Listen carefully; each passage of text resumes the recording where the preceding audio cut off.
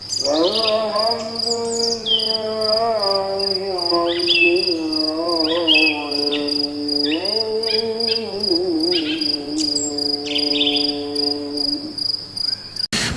tidak henti-hentinya kita muji Allah Subhanahu wa taala, zat yang Maha Pengasih, Maha Penyayang, zat yang telah mengumpulkan kita dalam rumahnya ini, zat yang telah memberikan kepada kita nikmat yang luar biasa, yaitu nikmat iman dan Islam.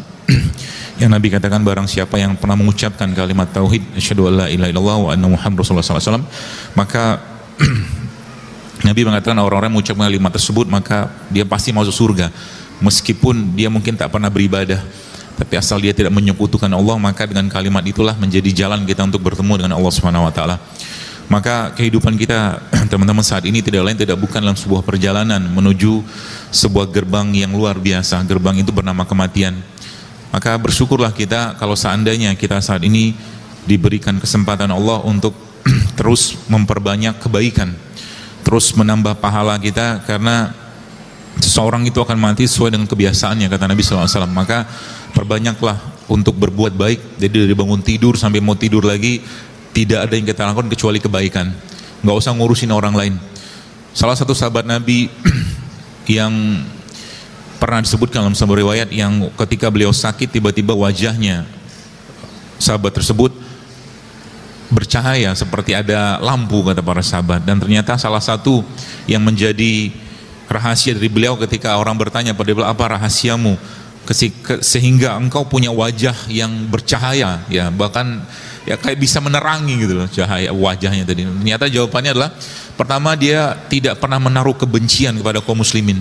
Jadi orang-orang yang hatinya penuh damai, penuh cinta, penuh kasih sayang, maka Allah kan juga memberikan kepadanya banyak sekali faidahnya, terutama pada kaum. Jadi kita memang jangan pernah ada benci kepada kaum muslimin, kecuali memang dia memusuhi Islam bahkan, atau mungkin orang-orang kafir ya. Tapi kalau orang Islam jangan pernah musuhi mereka, karena mereka punya hak sebagaimana kita juga punya hak buat mereka. Itu yang pertama. Yang kedua dikatakan, saya tidak pernah mau ngurusin urusan orang lain. Jadi salah satu rahasia atau dua rahasia itu adalah, yang pertama, dia tidak pernah ada kebencian dalam hati terhadap kaum muslimin, yang pertama. Yang kedua, dia sibuk dengan urusannya sendiri gitu.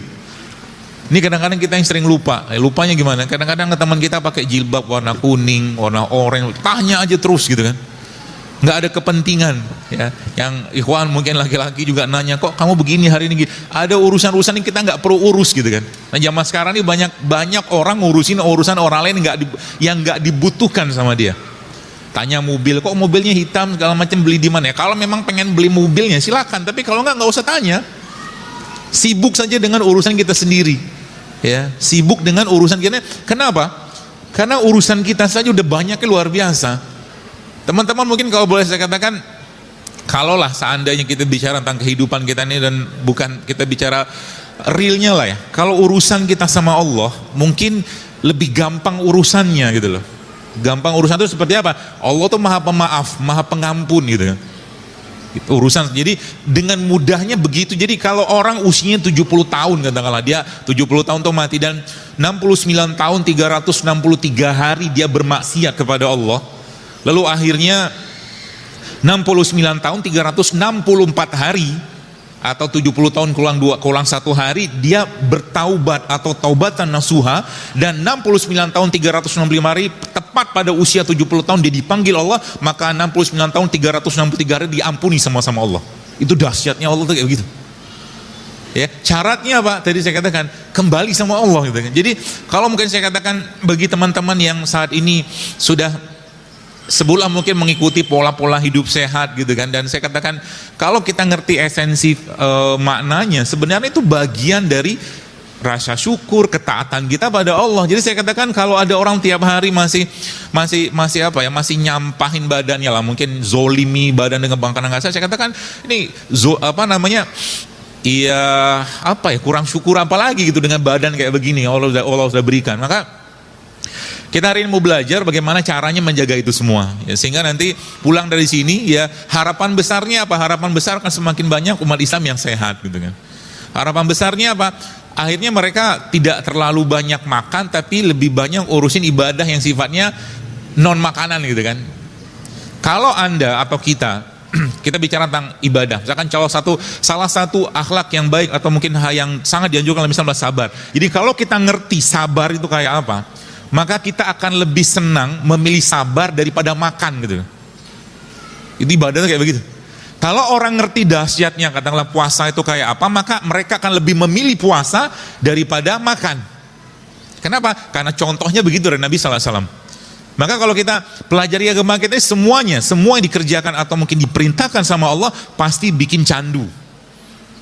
Ya, pasti bikin kecanduan. Orang yang belum candu atau tanda kutip candu dalam konteks positif ya, terhadap sedekah, terhadap katakanlah sholat malam, duha segala macam gitu kan, dia belum merasakan esensi iman gitu kan. Ada salah satu sahabat yang ketika diancam oleh salah satu raja kafir, jadi di depannya beliau itu, saya lupa nama beliau itu, jadi di depannya sahabat tadi tuh ada yang dipenggal, ada yang dibunuh segala macam, dia diem aja, nggak bergeming sama sekali. Terus akhirnya sampailah pada satu titik di mana sahabat atau pasukan-pasukan itu dicemplungin satu persatu ke dalam air mendidih gitu kan. Dan itu dia katakan, berimanlah kepadaku, katakanlah kepada Tuhanku, kata si raja kafir tadi. Apa yang terjadi? Tiba-tiba dia menangis. Ya, tiba-tiba dia menangis. Terus apa yang dia katakan? Raja tadi bilang, oh kalau gitu kamu sudah nyerah ya, sudah ngikut saya nih, karena si raja tadi. Apa yang dia katakan sahabat? Dia katakan, tidak, dia bilang, saya menangis karena saya minta kepada Allah, dia bilang, seandainya saya diberikan 10 nyawa untuk kau cemplungkan ke sana, tapi aku tetap beriman kepada Allah. Beriman itu kayak begitu. Dari mana itu bermula? Memang dari tarbiyah. Jadi salah satu kunci yang sekarang kalau boleh saya katakan teman sekalian, masalah kesehatan kita saat ini gara-gara apa? Gara-gara banyak makan. Itu aja. Buktinya apa? Nabi katakan dalam sebuah hadis bahwa di akhir zaman nanti aku melihat dia di kalangan umatku, kata Nabi, banyak fenomena gemuk. Ya, yang gemuk semoga tersinggung lah. Gemuk, buncit, dan sekarang saya pernah cerita kan. Gemuk tuh gimana cara? Gampang banget lah, Anda bisa ukur. Tapi kalau paling sederhana ya teman sekalian, paling sederhananya pegang aja pinggangnya. Pegang pinggang, pegang leher, dagu gitu kan. Kalau banyak lipatan ya Anda banyak cadangan energi nggak kepake gitu kan. Kan gitu. Jadi gemuk tuh lucu nggak? Enggak sih. Nggak lucu. Membela diri. Karena obesity is a disease. Obesitas itu penyakit gitu loh. Itu sebabnya di zaman Nabi kan gak banyak penyakit degeneratif. Apakah orang-orang zaman dulu itu gak bisa kena penyakit kayak sekarang? Tetap bisa gitu kan. Jadi penyakit kita zaman sekarang gara-gara apa? Tadi sekarang gara-gara kita tidak mampu mengendalikan mulut. Nanti saya kasih challenge buat Anda, mau gak? Tapi kerjain ya. Insya Allah. Caranya gini, nanti kalau Anda datang ke kondangan, kan banyak pemakanan. Anda datang ke sana, goalsnya cuma 2, minum air putih sama makan buah saja.